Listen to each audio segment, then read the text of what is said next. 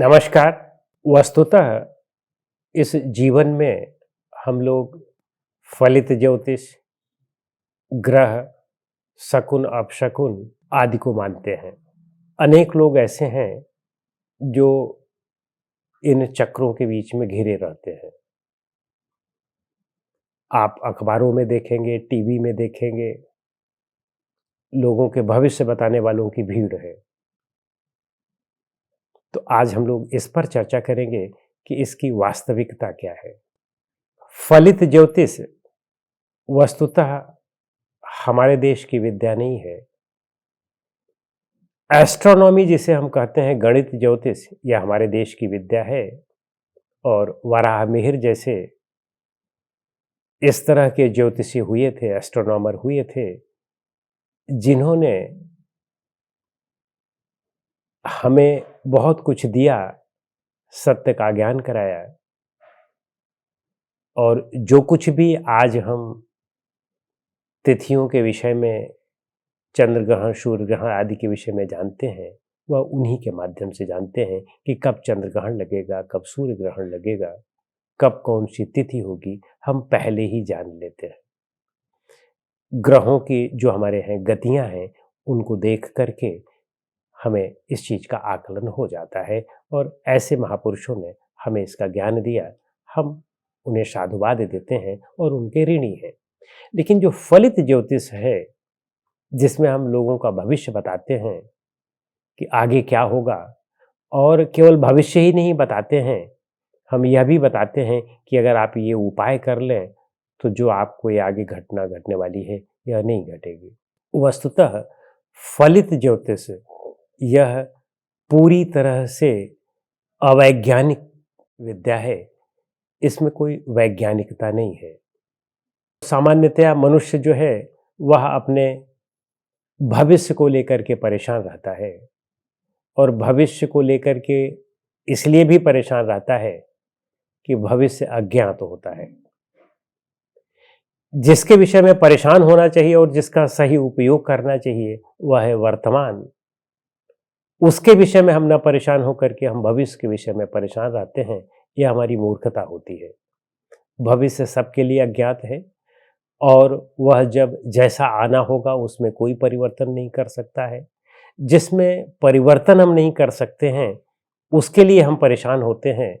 और जिसमें हम परिवर्तन कर सकते हैं, प्रेजेंट में, वर्तमान में, उसके लिए हम विचार ही नहीं करते हैं। उसको निष्क्रियता में, आलस्य में गंवाए बैठे चले जाते हैं। हमें अपने वर्तमान को सुधारने की आवश्यकता है, और यदि वर्तमान सुधरता है तो वर्तमान से ही भविष्य भी बनता है, तो भविष्य भी सुधरने के चांसेस बढ़ जाते हैं। तो इसलिए वर्तमान को सुधारा जाए, खूब मेहनत किया जाए, परिश्रम किया जाए, इससे हमारा वर्तमान सुधरेगा। केवल श्रम और परिश्रम से ही सुधरने वाला है, विचार करके केवल, और इन ग्रंथों का अध्ययन करके और ऐसे लोगों से मिलकर के यदि आप सोचें कि उससे आपका वर्तमान सुधर जाएगा, तो वह संभव नहीं है, और भविष्य तो किसी के भी वश की बात में नहीं है। तो इसलिए कृपया इन फलित ज्योतिष के चक्कर में ना पड़े। अनेक लोगों को आप देखेंगे जो ज्योतिषी लोग हैं, लोगों का हाथ देखते हैं, लोगों का फेस देखते हैं, और साथ में कुछ ऐसे शास्त्र भी रखते हैं अपने पास, जिनके माध्यम से वे लोगों का भविष्य बताते हैं। तो यह कोरी बकवास चीजें हैं, इन पर विश्वास नहीं करना चाहिए और इनके पीछे नहीं लगना चाहिए।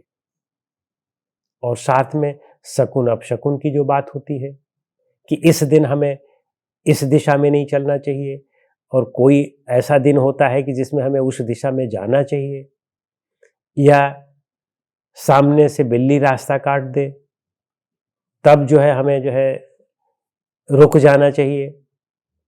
कोई अंधा आदमी मिल जाए, काना आदमी मिल जाए, एक आंख का आदमी मिल जाए, वह अपशकुन है। कोई विधवा कहते हैं मिल जाए, तब अपशकुन है। कहा जाता है कि यदि कोई बाल्टी खाली लेकर के मिल जाए, घड़ा खाली लेकर के मिल जाए, तब वह अपशकुन है।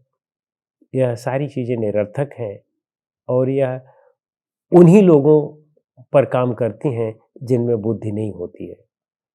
जिनमें बुद्धि होती है वे इन पर विश्वास नहीं करते हैं, जो समझदार लोग हैं वे इन पर विश्वास नहीं करते हैं। वे अपने कार्य पर, अपने मेहनत पर और आत्मविश्वास पर, परिश्रम पर, इन पर विश्वास करते हैं और इन्हीं के माध्यम से आगे बढ़ते हैं। बाकी इन चीज़ों के माध्यम से कभी भी आगे नहीं बढ़ा जा सकता है। ये चीज़ें बाधाएं हैं हमारे जीवन में। इन बाधाओं को हमें तोड़ना है, जीवन को वैज्ञानिक बनाना है, वैज्ञानिक समझ का बनाना चाहिए, क्योंकि ये जितने भी ग्रह आदि हैं ये इतनी दूर हैं कि वे आप पर बहुत प्रभाव नहीं डाल सकते हैं। और जो अगर प्रभाव डालते भी हैं, जैसे सूरज है, तो वह गर्मी देता है। अब आप कितना भी कुछ मंत्र पढ़ लें, कुछ भी कर लें, सूरज आपको अपनी गर्मी देना रोक नहीं सकता है। तो इसलिए इसमें मंत्र आदि कोई काम नहीं करते हैं। तो यही प्रभाव उनका पड़ता है। हाँ, अगर आप सूरज की गर्मी में पड़ गए हैं तो आप छाता ले लें, कहीं कोई छांव का स्थान ढूंढ लें, यही बचने का उपाय है।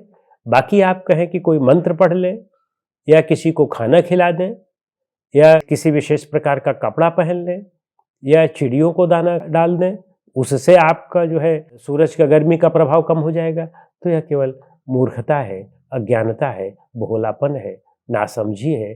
और यह सब कुछ हमारी अपनी इच्छाओं की प्रबलता के कारण होता है। हम अपनी इच्छाओं के इतने दास हैं कि उसकी दासता की वजह से हमें लोग मूर्ख बनाते हैं और मूर्ख बना करके अपने ढंग से नचाते रहते हैं और हम लोग नाचते भी रहते हैं, अपना धन भी गंवाते हैं, अपना चरित्र भी गंवाते हैं, अपना समय भी गंवाते हैं, लेकिन हम घूमते रहते हैं।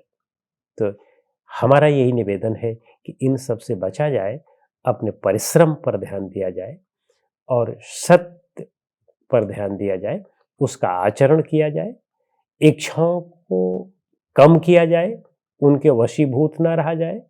हाँ, धन भी आवश्यक है जीवन के लिए, तो उसे परिश्रम से अर्जित किया जाए, उसे ज्योतिष का प्रयास करके, फलित ज्योतिष की टोटके करके उसको आप चाहेंगे कि हमें धन आ जाए, तो अब तक सबको धन आ गया होता। वह व्यक्ति जो इस तरह की बातें करता है, काम करता है, वह खुद आपसे धन लेता है और आप उसे धन दे करके धनी बनाते हैं और आपको धन के लिए वो दूसरी चीजें बताता रहता है। तो इसलिए इस पर विश्वास न किया जाए।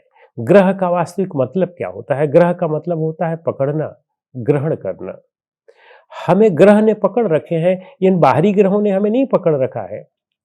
हमारी कामनाओं के ग्रह ने हमें पकड़ रखा है। हमारे क्रोध, मद, लोभ, अहंकार, तृष्णा, राग, द्वेष, इन ग्रहों ने हमें पकड़ रखा है। इन ग्रहों से हमें छूटना है और इन ग्रहों से छूटने का सिर्फ एक ही तरीका है, ज्ञान। इसीलिए गीता कहती है कि ज्ञानाग्नि सर्व कर्माणि भस्म शांत कुरुते तथा।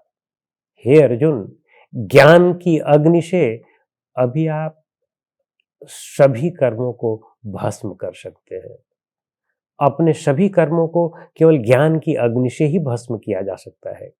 यानी जो कुछ भी आप में ये सब ग्रह पकड़ रखे हैं, उनको ज्ञान की अग्नि से जलाओ, न कि इन बाहरी चीज़ों से, बाहरी टोटके करके और बाहरी चीज़ों को करके, या आप कोई रत्न पहन लेते हैं, ये कर लेते हैं, वो कर लेते हैं, इससे कुछ भी नहीं होने वाला है। आप अंगूठी पहन लेते हैं, जो अंगूठी अगर कहीं गिर जाए तो वह वापस उठ करके आपकी उंगली में नहीं आ सकती है, आपको लाना पड़ता है उसे। वह अंगूठी आपका क्या कर सकती है? प्रकृति में जितने भी चीज़ें हैं, बस उनका उपयोग किया जाए। प्रकृति ने आपको अंगूठी पहना करके अगर भेजा होता तो आप ठीक है अंगूठी पहनते। आप बिना अंगूठी के आए थे और आप सोचते हैं कि अंगूठी से आपको सारी चीज़ें मिल जाएंगी, तो वह नहीं मिल सकती हैं। प्रकृति ने जितनी चीज़ें दी थी आपको, वही पर्याप्त हैं आपको सुख और शांति के लिए, ज्ञान के लिए। तो इसलिए उनका उपयोग किया जाए और उन्हीं से सुख शांति ढूंढा जाए, इन चीज़ों से सुख शांति न ढूंढा जाए। नमस्कार।